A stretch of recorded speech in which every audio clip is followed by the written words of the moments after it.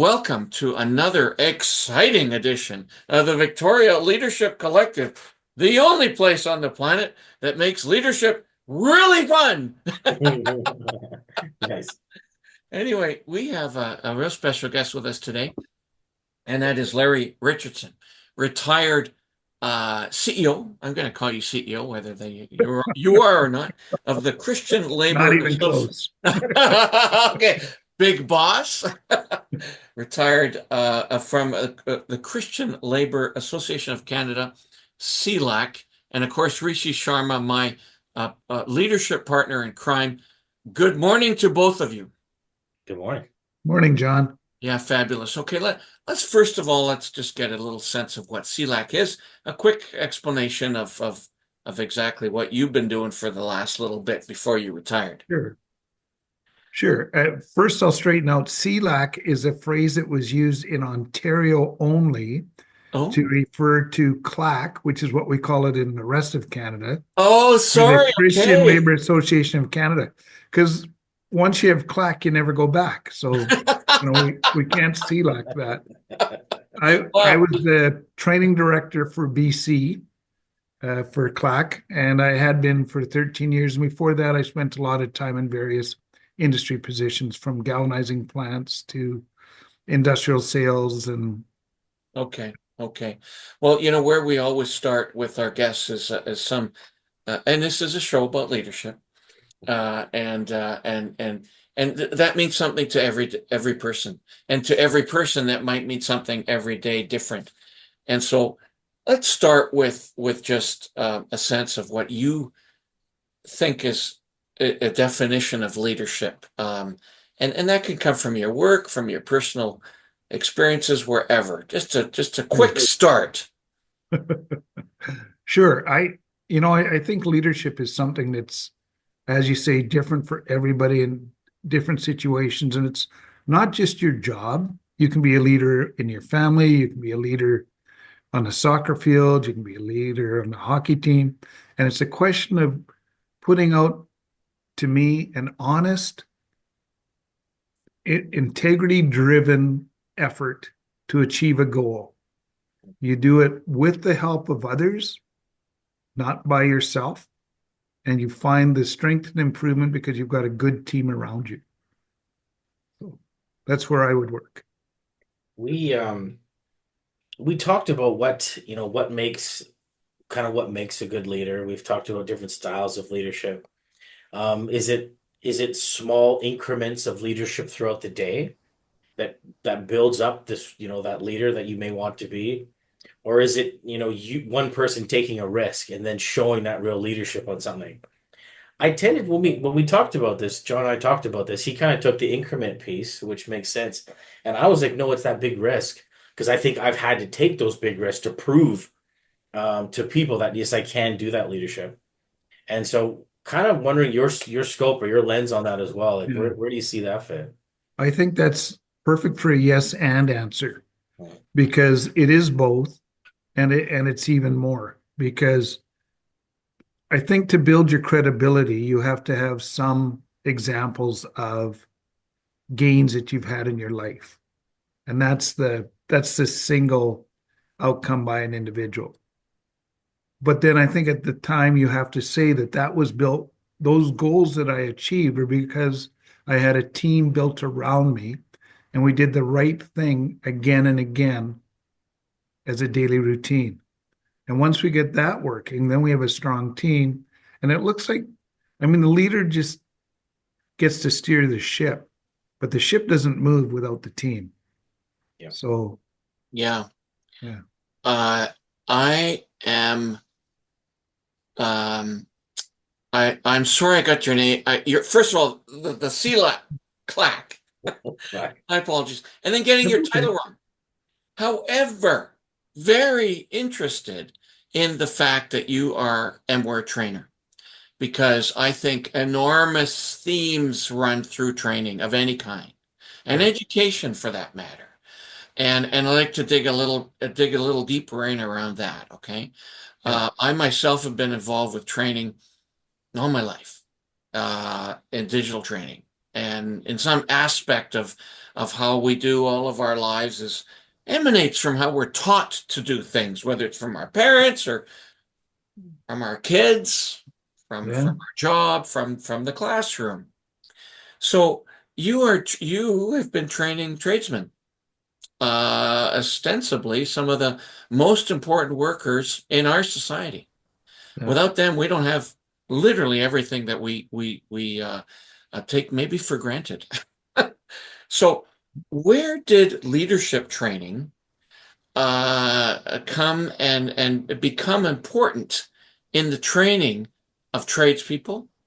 Because sometimes they might learn the skills, but they might not learn the human skills. So, talk to us about that, please. Yeah, I think you're touching something that's become very, very prevalent in industry. They know that the value of it's hard enough to find good people. Once you find a good person, you don't want to lose him or her. If we have bad leaders, the odds are they're going to go looking for somebody with a good leader. So if there's small things that we can teach the foremen, the superintendents, the general managers, if there's small personal things that we can teach them that will help them build a better relationship with their employees, the longer the employee is going to stay with us. And retention's the name of the game. If you want to survive, you have to retain your good employees. The leadership it's tough in the trades. Like I went through my certificate. I've worked in the trades as we were just talking about a project I'm working on now and trying to work with the different contractors and the different entities you need to get approval on things. But when I went through my training and when I worked on as an iron worker and when I was building high rises or pulling wood off the green chain 2x4s, no one taught me about leadership. No. Like it does not come up at any point. It's like get the job done. So like, this is something else, John, I've talked about. It's just how surprised we are with different associations and sectors that don't value and teach that leadership. They just expect it to happen. So with in your Or they don't experience, respect it. They just don't respect it. they don't respect it, yeah. So in your experience, Larry, like where has that come for you? Or Yeah. do we need to do it more? Or get an example of where it worked well. So we do have within CLAC, we developed a 7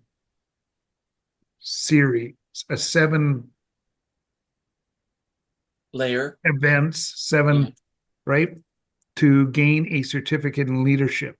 Oh, Uh, excellent. And we offer that through to Wow. our signatories to give to their supervisors. It's all done online. It's delivered hybrid model as well from Ontario and also in BC. So, and it's used by signatories like LEDCOR, like PCL, like Kiewit, who want to, the more I find through my career, the more I was able to give people for strength and knowledge of themselves, the longer they stayed with us. If I can communicate well with you because we've got the same language, then you can communicate well with me because it's not in bad leadership, it's a one-way street. In good leadership, you get more coming up than you have going down. So it's important that we teach people how to build those networks, those webs of communication. So, And John, good leaders. you may not know this. I've known Larry for many years, through government and through trades and whatever. And I looked at him as type of a mentor. That's why I'm really glad you're here, Larry. And you talked about having that self-awareness, or I'm gonna pitch it as, and John and I we've asked pretty much everybody this now. It's the confidence. Getting away from the trades and your professional career, or maybe not. It's the question is, where did you get? I see you as a leader. Like I said, I look at as you as a mentor, and you've got that calmness and that great attitude about you. Like, where did that confidence come from to go into to call the government up and asking for funding, or to go train these trades guys, or just even being in that difficult environment and leading? Yeah. It's never one event. It's I've been lucky through a lot of what I've done. I've had those incremental successes that give you the confidence. And I also believe that if I don't reach out, I'm not serving my team behind me properly.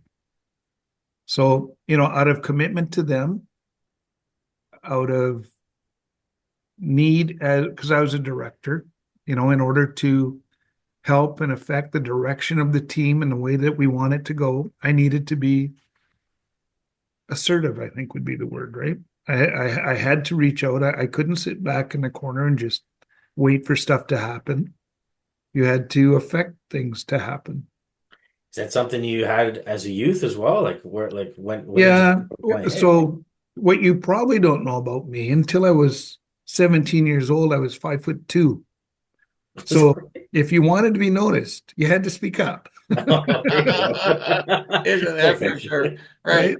So so now that I'm 6 feet, I can be a little quieter, but I'm still 5'2" in my head. Right. So I Fascinating. have that need to step up and to be just engaged. And I really have an interest in the other person's point of view.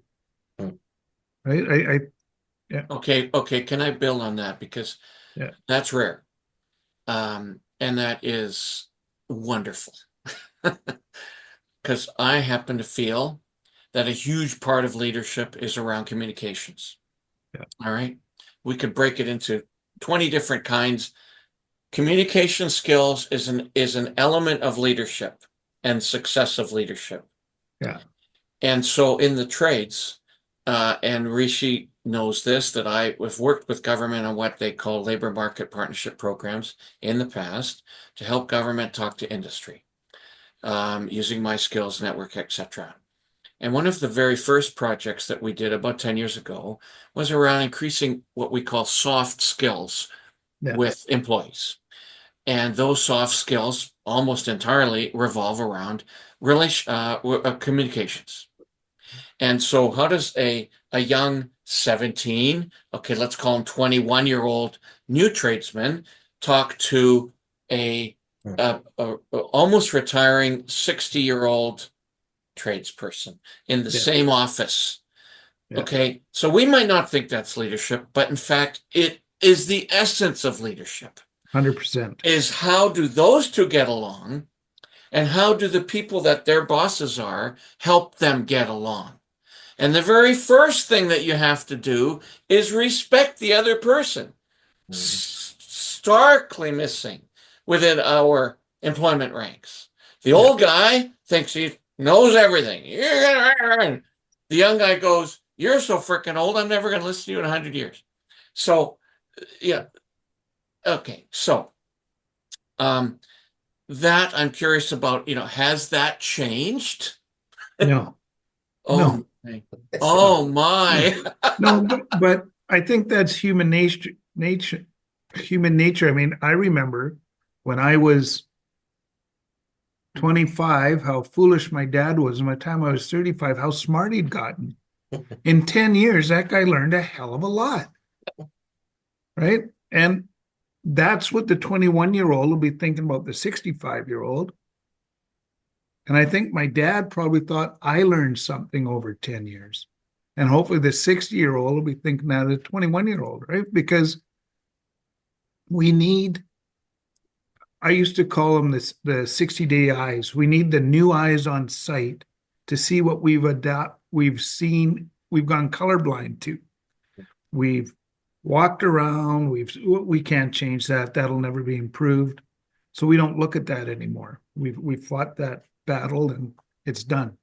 But the new guy comes in and says, "Well, how come you guys still do this?" Right? The old guy needs to say, "Young guy, sometimes there's going to be a problem. Some we can fix, some we can't. But don't ignore that guy don't ignore this 21-year-old just because he's seen something you haven't been able to fix. Ask yourself, how come you haven't?" Right? And they get good conversations going. Give the space for the conversation because we both need to learn. I don't know if I know Rishi has a large family. I don't know, John, you've I have a got large a family. family as well, but Yeah. when you're multi-generational sitting around a table, and as you get older, you sit back and you listen more than you talk. When you're younger, you talk more than you listen. I know. And but And you you need want to both get sides, right? Mhm. If it's just old guys sitting around, we're not going to do much. You get young guys sitting around, everything gets fixed somewhat. It's interesting you talk about family. Like after I finished the thesis on uncomfortable conversations to build relationships, like using it constantly with my daughters, with your Yep, daughters, and just kind of sitting back and really digesting and listening to what they're saying and trying to yeah, let them have that time in that moment. yep, And John, the respect aspect is huge, right? yep, Even if they're wildly off, well, because they're children, it's yep. okay if that's what they believe, and then you work your way towards some common ground through that. But those are skills that they have to be taught. Yeah. You And I can't. think as leaders, we have to develop a differentiation between knowledge and wisdom. Wisdom is having the strength to say, you can get your own knowledge. You'll bump into things, you'll hurt yourselves. I'll keep you safe in the outer world, but you will learn better through experience than you will through me just saying, no, you shouldn't do that. Isn't that funny? My daughter was asking me how to spell something the other day. I said, "Why are you asking me? You know how many avenues and pathways there are for you to understand to get that?" She's like, Right. "What?" I go, "I'm not going to tell you. Just go figure it out." And then now you see her going to the dictionary or even grabbing my phone and Googling it, and she's just going through stuff all herself. Yeah. Teaching her how to actually learn to spell and all that. It's very interesting. Let them fail. Yeah. Yeah. It's a safe place. Let it go. So The safe places are hard to find though Yeah. sometimes. Yeah. yes, Yeah. especially these days. What Jeez. is that picture on my phone? Wait a minute. Sorry. That's right. Yeah. We can go down a little bit of a rabbit hole here, and we'll see if it interests both of you. But I think so much of the communication breakdown that eventually leads to lack of leadership and lack of the definitions of leadership that we've earlier defined, which is sort of taking a stand and being confident in that stand and helping other people see your stand and working with people. So much of this is not happening because of this and social media and the way that so many younger people have been trained to hear information and to analyze that information and then to use that information. How, Larry, did you have to start to react to that in your training programs for CLAC? Yeah. And you know, how? Yeah. So we do, and a lot of people don't understand why. We do ask them to leave their phones at the door. And that's what they don't. Fact checking is great, but if you're so busy fact checking, you miss the essence of the conversation. If you're so busy trying to get to the answer, the Wikipedia, whatever answer it is, you miss the purpose of the question, you miss the purpose of the knowledge. And it's just like Rishi, where you said to your daughter, here's how versus what it is. When we've got the phone, we're so busy finding, no, this is the answer. I need to listen anymore versus how did you get there? Right? The book 1984, and we're talking about calculators. And what do you mean? 4 times 8 is 32. Oh, it is. Wait a minute. Yeah. I have a couple of degrees from UVic that I got when I had hair, when I was thin, which ostensibly means about 100 years ago. And one is in history and one's in economics. And folks would often say to me, why history? Like, why did you take history? You know, I mean, how is that going to help you get a job outside of being a teacher? And I said, well, I'm going to tell you something. School helps train your mind. Just like if you want to be an athlete, you're going to go to a gym. School and education help you think, teaches you how to think. Yeah. So much of the way we absorb information now doesn't allow one to think about it. And to many instances, people aren't trained how to think. So it just goes in and out. There's no analysis anywhere. Yeah. Right. So this advent of the information revolution is a challenge for leadership development. Yes. Critical thinking, I think, is where you're going, John. Like, Right. right? And it's, I had a discussion with my dad once when we were talking about, I don't know if you remember, about 20 years ago, there was a large object from a Russian space station that was plummeting towards Earth. And I said, Dad used to be a fighter pilot. I said, Dad, why don't I just go shoot that thing down as it comes down, be in little pieces? We wouldn't have to worry about it. Dad said, do you realize how fast that thing would be falling? I said, what do you mean how fast would we fall? It can only fall a maximum of, right? And he says, no, it's heavy. It'll fall faster. Oh, no. So then I had to go to the encyclopedia, look up the definition of gravity, explain to him that, the whole theory, and just because it's heavier, it doesn't fall any faster. Remember the balls with Galileo and all that stuff? And he said, yeah, but it says body. I'm not talking about a body. I'm talking about an object. Oh. So his critical thinking wasn't on. He was hearing what he wanted to hear, and he could make the words fit into where he was trying to go. And that's the challenge I find with short answers and non-critical thinking. And it was a good lesson to learn because it was between 25 and 35 when Dad was not smart yet. Yeah. I have a final question. Rishi, unless you want to jump in, please do. Or should I go to final question? Just on the critical thinking piece, I didn't respect it until I had to go through it. Like I didn't have the degrees. My success was through work ethic and constant work ethic and going, being called the hardest working person at the table in the legislature, that type of thing. But then I decided to take a master's, and I thought, what the hell, give it a go.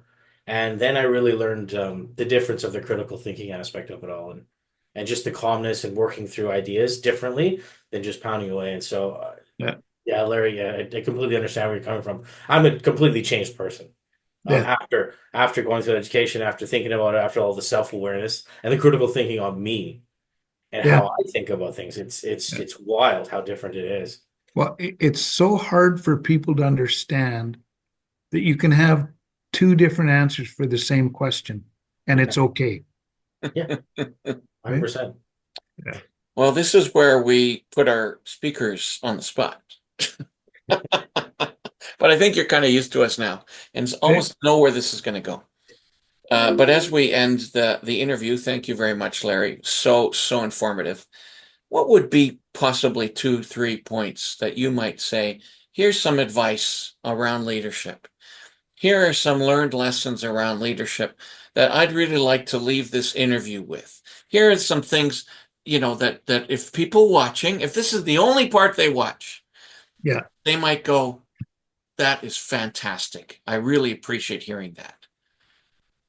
I really wish I could give you something, John, but what I will do my best, is to say a good leader knows that he's a good leader because his people will be working with him and he will feel like he's in a team and not on his own island. Anybody working by himself, for himself, is just an individual, right? I think you can tell you're a good leader if you see the people around you developing and someone can replace you when you're gone. You've been a good leader, right? No one has yet, Rishi. And then, when your team is willing to, my favorite part of leadership was walking into our team meetings and saying, look, guys, there's 9 people in the room here. If I do all the talking and thinking, that's only one brain. How much better could we be with 9 of us? And that was I totally believe that. If you spend the whole time talking, you're not leading. This is amazing. That's great, Larry. Rish, thank you so much for introducing me to this man. Very insightful, very thoughtful thoughts around leadership, which we're now going to try to let a few people know in our Victoria Leadership Collective. Take care to both of you. Thank you. Thank you, John. Thank you, Rishi. Thanks, Larry. All the best.